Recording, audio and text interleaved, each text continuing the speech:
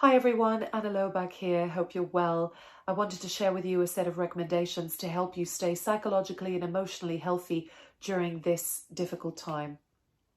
Our lives have changed so quickly. We've been asked to isolate ourselves, to practice social distancing. There's inevitable uncertainty with regards to jobs and finances. And all of this puts huge pressure on our emotions, our thoughts, and it tests our agility and our resilience.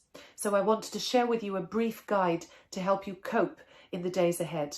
This is based on the best science and lived experiences of working in situations of extreme pressure, from emergency management to resilience training programs in war zones, Olympic competitions and boardrooms around the world. These are some of the practical strategies that I've seen help, and I wanted to share them with you. So number one, choose where you focus your attention. What you focus on literally grows. Your attention amplifies things. So we need to be intentional about what we choose to focus on, because we can choose that. That's the one thing that we can control.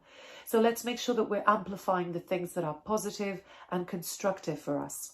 Now, even at the best of times, human beings are hardwired to notice threats and weaknesses with a lot more intensity than the positives. That means that right now it's more important than ever for our own psychological health to be intentional about focusing and tuning into what's still good in the world around us. Number two, maintain strong and supportive relationships. These are actually the number one predictor of well-being across the lifespan.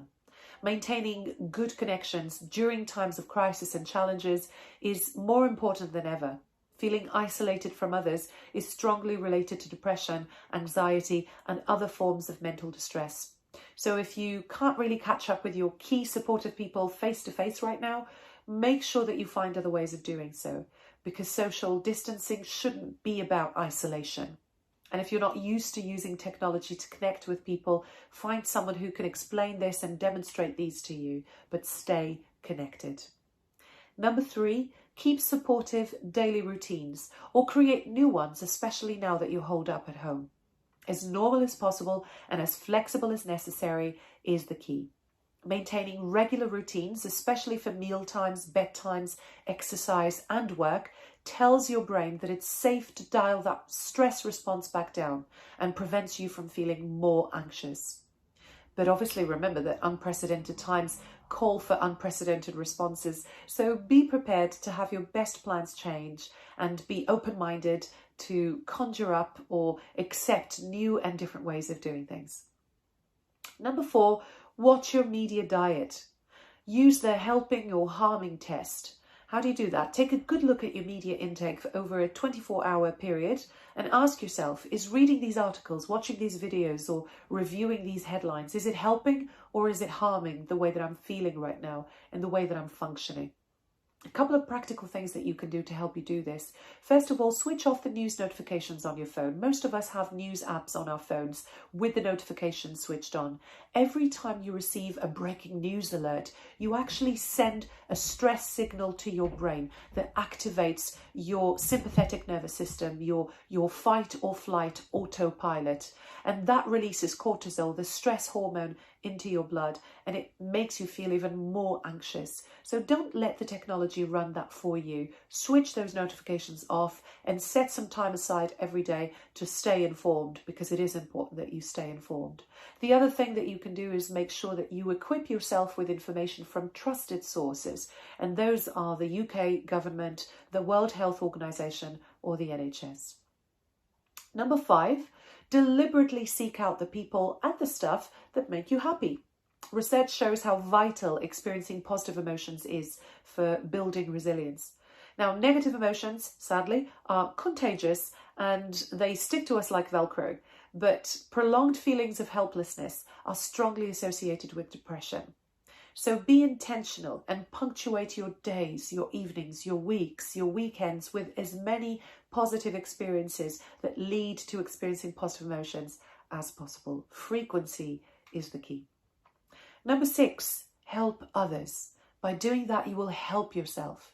This takes the attention off ourselves, and we need to feel useful and needed right now. The research is unequivocal. Being able to give as well as receive is hugely important for our own well-being and life satisfaction.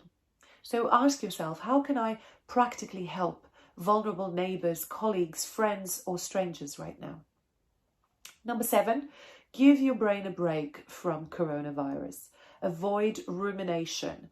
Avoid chewing over worries that will only make you feel worse. So make sure that you engage in activities that will actively switch on your mind and switch it off from chewing over things and ruminating. And finally, number 8, keep safe and don't be reckless. Stress actually breeds unusual behaviours, and it can sometimes prompt people to forget simple things like wearing seatbelts or stopping at red lights. So try to stick to your positive, productive routines. That's why they're there. And remember that this is a marathon. It's not a sprint. So put the right things in place to help you go the long way. Finally, if you find yourself trying to cope with extended periods of anxiety or stress that you can't seem to shake off, then please reach out to your GP surgery. Most GPs have telephone consultations available. And if you prefer, you can also reach out to helplines such as the Samaritans. They have a free helpline number, which is 116123. That's 116123.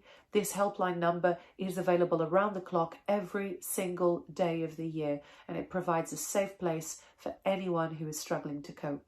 And lastly, if you're worried about your physical health, then please call the NHS line 111. Stay safe. Take care.